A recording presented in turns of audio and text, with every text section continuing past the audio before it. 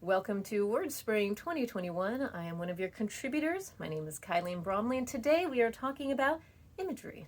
All right, so imagery is incredibly powerful, and it is a great way to guide your readers to help them understand maybe where you want them to feel and what you want them to see. Okay, so it is very powerful. It's also a little manipulative, and it's magical.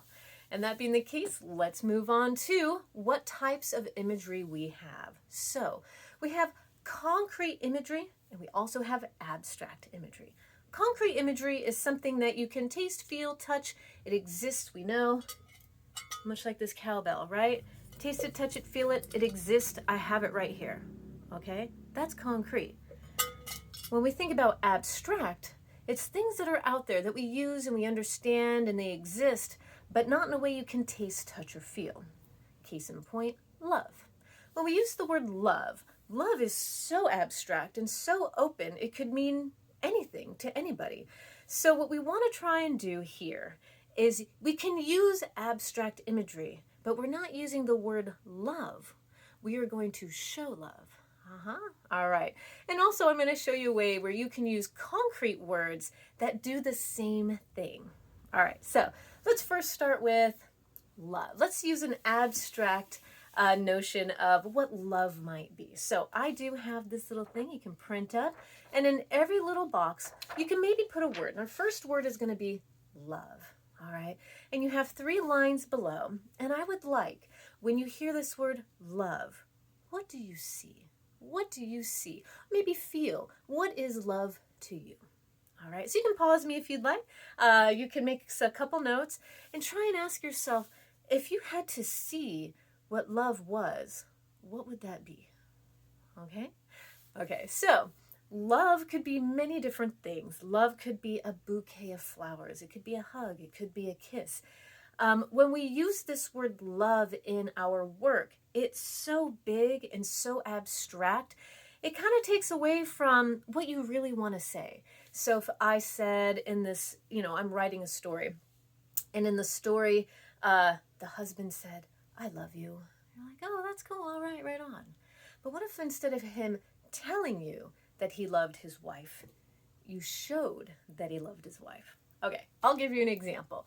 Husband and wife, every time the wife comes home, and this is a story, every time she comes home, the sink is full of dishes. There's dishes everywhere, every time, and it's to the point where she breaks. It may not be the dishes, it's something more than just the dishes. But in the story, we talk about these dishes, and they're everywhere, and she can't take it, and it's driving her absolutely bonkers, okay? And so it becomes this tension between the two of them, and it blows up in this big fight, and she's yelling at him about the dishes. In a way, you would probably know that it's probably not the dishes she's really mad about. There's something underlying, but we don't say that. We only show it. We show it with this tension and this fight, huge blow up, right? And so for a while, the husband and wife, they're not really talking to each other, and there's just this weird feeling. One day, she comes home, she walks into the kitchen, and it's sparkling. All the dishes are done. The counter is immaculate. She walks in and she sees her husband just standing there. Nothing needs to be said. There's no dialogue between the two of them. She walks in. She sees that he has taken the step to show her he loves her. All right, so here, without him saying, baby, I love you, I did the dishes for you, he just did it. And when she walked in, she sees this beautiful kitchen and she breaks down, right? So we have this moment where in the story, she's just so emotional. She breaks down, she cries, she runs, she hugs him, right? So we don't actually have to say he loves her. It is evident that the dishes were a huge deal. And so that for him to do them showed her that he loved her. Okay? So we can use these abstract words without using them. Okay? Same thing with the word hate, right? You could definitely show in a story how someone might hate someone else without saying it. It could be throwing an egg at their window, or I don't know, that could be another sign of love, trying to get attention. I don't know. It depends on how you're telling your story, right? So we can use these abstract images without using the actual word, all right? So this is how we can get past using things that are so abstract that we can't grasp them. When you wrote down what love meant to you, what came up? What did you actually write down? Did you write an action or did you write a thing?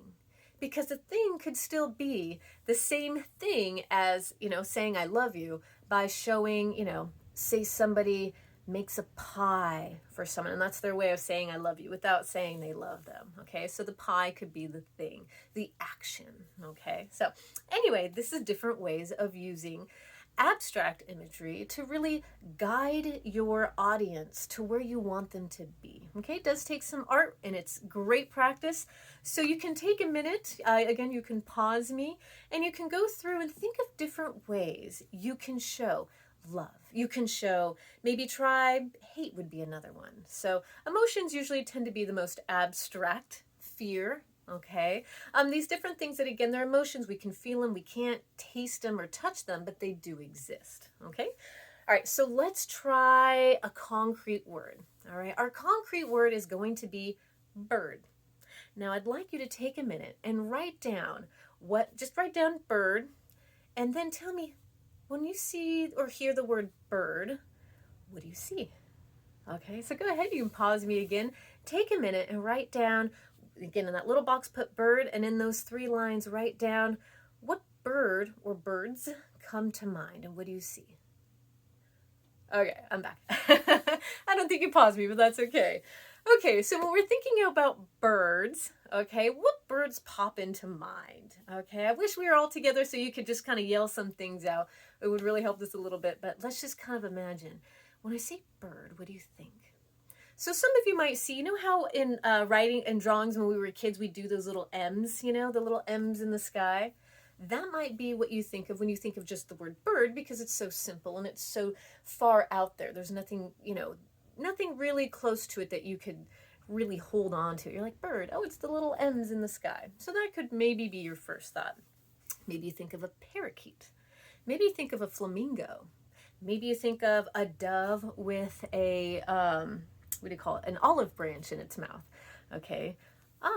Did you notice whenever I mentioned each one of those different birds, you probably had a different connotation for each one. All right. This is why imagery absolutely matters. And it also matters that we really, if we're going to bring these images up, we want to be very intentional with it. So I'll give you a couple examples. You're walking by a house. This is just an example, right? So, or let's put it in a story. Your character is walking by a house, and as they walk by the house, they look over and they see these plastic flamingos in the front yard. All of a sudden, we have an idea of what this house looks like based on those flamingos on the front. So when you think of that, you don't really have to go too far. You could maybe explain the house. Maybe the house matters, or maybe it's the flamingos. Maybe there's something about those just sitting in front of this house that creates something in the character. Maybe it's because of the flamingos that the character goes ahead and, gets, how do I say this? Gets comfortable with the with the neighbors because they like flamingos too, or maybe it's because of the flamingos they feel more comfortable, or maybe they're like, ooh, party house, let's go hang out, or maybe it's an older lady that they go, oh, I've always seen her out here watering her lawn with these flamingos. Maybe I want to do something. So maybe the flamingos create the character to do something. We don't know, but the flamingos themselves, there's a connotation that comes with them that we want to make sure if we're going to use that we utilize it. Okay, same character walking by a different house, and on the front door, there's a ceramic dove with the olive branch hanging out of its mouth. And again, there's this connotation that this character has with this dove and that olive branch. There's something to that.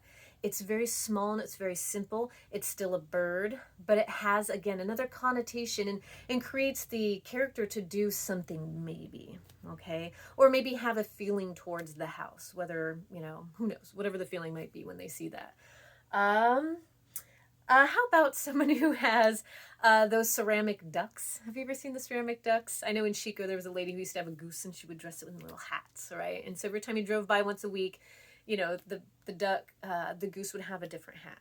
Well, one day she passed away and nobody decorates the duck anymore. So in your story, maybe you do the same thing where the duck means something, even though it's just a duck, and for other people it might mean something else. To the character, this duck means something very important. And every time they drive by and they're very excited to see, what is the duck going to wear today? And then one day, the duck's not wearing anything. All right. And so what does that mean to the character, and how does that make you feel? Okay. So do you see how very quickly and easy these little simple images create something much bigger? This is why imagery is so important. One thing to also consider, especially if you're like me, oh my God, I love describing things. I could spend 2 hours describing a pencil. It's my favorite thing to do. And unfortunately, I sometimes go too far. If we're going to be using imagery, it's also important that the things that we use in our stories, again, they're intentional. If we're going to talk about these things, or if we do talk about them and we don't want them to mean too much, but we do want you to kind of understand what's going on, you make it quick, you make it simple, and you move on to the next. So again, the character could be walking by the house with the flamingos, and there's this little moment there. And then the next house they walk by, there could be another little something there. Okay, so think about that. So what I would like you to do, we're going to go back to our handy dandy little paper. Go ahead and put bird. And then in the next 3 lines, I would like you to put 3 different types of birds. Okay. And then as you're putting these birds down, take a minute, once you've randomly just thought of 3, have a feeling or a thing that comes with it. So say we're thinking of parakeets, and your character has a fear of parakeets, right? So you would write parakeet, and then you would write something that creates something within your character, or maybe the scene. Maybe there's a scene that's happening, and then there's this parakeet. And what's really beautiful about simple images, again, whether it's those flamingos or this parakeet or the dove, when these images, pop up again later within your story, again, your readers already have an understanding of what the original feeling was when they saw it, whether it was a simple glance when they walked by Mrs. Marley's house, or, that feeling of it was, Halloween, and they were knocking on that door with that dove and the olive branch, and the lady that came out was cranky or something, so then later when they see that and they have this, because the olive branch also has a connotation to it as well, right? I put the olive branch out there. So anyway, as we move forward with these different images, imagine how when you first place them somewhere in your story, what are you doing with them later, and how will they matter? Is it going to be incredibly impactful, or is it wonderfully subtle?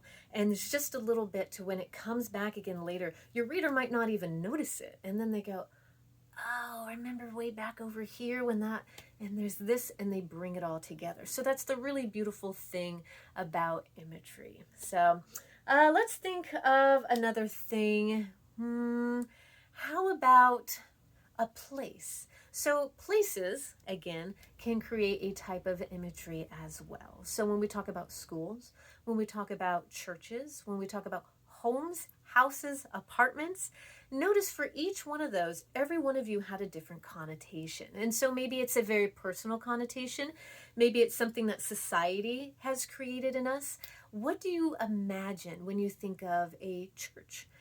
For me, as a young kid, there was a time when we actually spent the night at a church. It was a really old church, and it had all these different, places within the church that you could go, and it smelled old, and everything was made of wood, and there was something about that. And it was nighttime, and we would sneak through and go to the bell tower. There was like a bell tower or something. And every time I think of church, I think of that place. I think of that thing. So what if you were to utilize that feeling of a church, or a home or a house, and create this type of feeling that your character is enveloped in, and they go along through their story, and then it comes back again.